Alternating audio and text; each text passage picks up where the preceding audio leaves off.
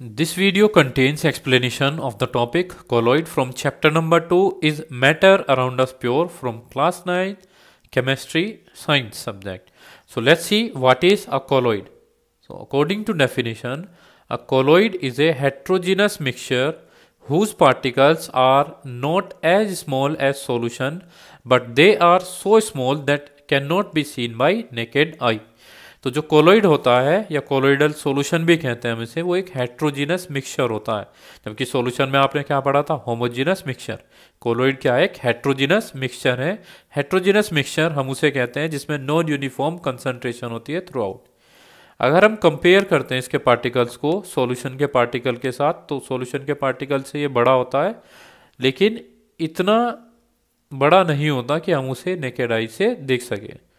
So when a beam of light is passed through a colloid, then the path of light becomes visible.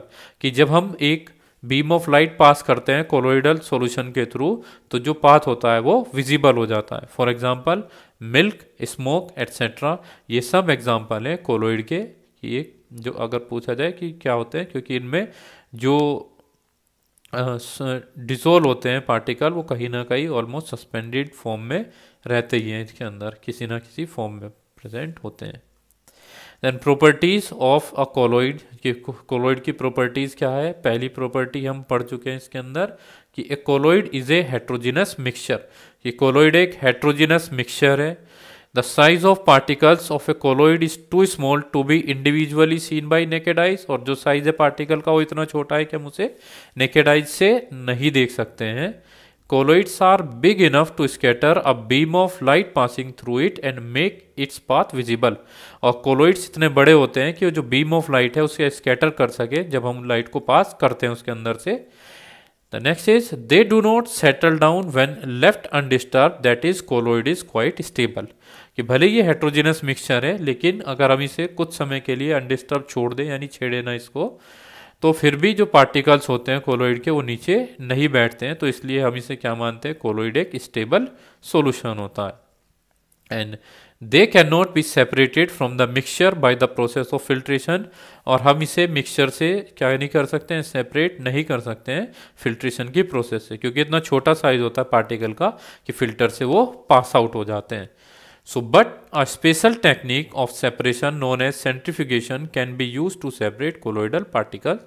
तो एक special technique है जिसे हम centrifugation कहते हैं, उसका यूज़ किया जाता है कोलोइडल पार्टिकल को अलग करने के लिए। तो सेंट्रीफ्यूगेशन में एक आउटवर्ड फोर्स लगती है, एक सर्कुलर मोशन होता है, उसमें आउटवर्ड फोर्स लगेगी। तो पार्टिकल के ऊपर जब फोर्स लगती है तो वो उस फोर्स के बेसिस पे सेपरेट आउट हो जाते हैं। Now components of colloids, there are two components of colloids. First is disperse phase and second is dispersion medium. एक disperse phase है और दूसरा dispersion medium होता है। disperse phase solute की तरह से होता है, dispersion medium solvent की तरह होता है एक solution में। Let's say disperse phase, the solute like component or the dispersed particle in a colloid form or form the disperse phase. कि जो सोल्यूट लाइक कंपोनेंट होते हैं, यानी वो पार्टिकल जो किसमें डिजोल्व होते हैं, डिस्पर्जन मीडियम के अंदर। डिजोल्व तो कहते नहीं हम उसे, कहीं ना कहीं वो उसमें मूव करते रहते हैं, ठीक है। तो वो हम उसे क्या बोल देते हैं, डिस्पर्स फेज। और जिसके अंदर वो डिस्पर्स फेज घूमती रहती है या डिस्पर्स फेज सस्पेंड रहती है, उसको हम क्या बोल देते हैं, डिस्पर्जन मीडियम बोला जाता है। और अगर हम स्टेट देखते हैं तो स्टेट के बेसिस पे डिफरेंट टाइप्स ऑफ कोलोइड्स हमारे होते हैं, कि colloids are classified according to state, solid, liquid और गैस, और डिस्पर्जन मीडियम और डिस्पर्जन फेज की है ये।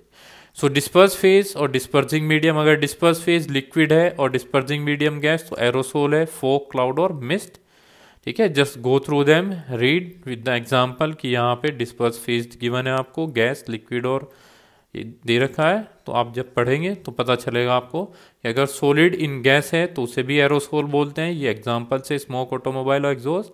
गैस को अगर लिक्विड में हम क्या करते हैं, कोलोइडल सॉल्यूशन बनाते हैं गैस का लिक्विड में, वो फॉर्म बन जाता है, जैसे जो शेविंग क्रीम है उसमें।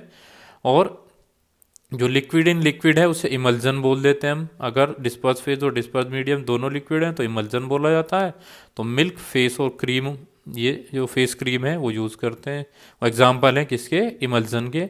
देन सॉलिड इन लिक्विड है तो वो सोल बोला जाता है, milk of magnesia and mud are example of this. And then gas in solid, again foam बोला जाता है इसको, जैसे फॉर्म, रबर और sponge. Then liquid in solid, अगर लिक्विड सॉलिड में है तो जेल बोला जाता है उसे, और जेली, चीज़, बटर वगैरह इनको बोल देते हैं। ये एग्जाम्पल है इनके।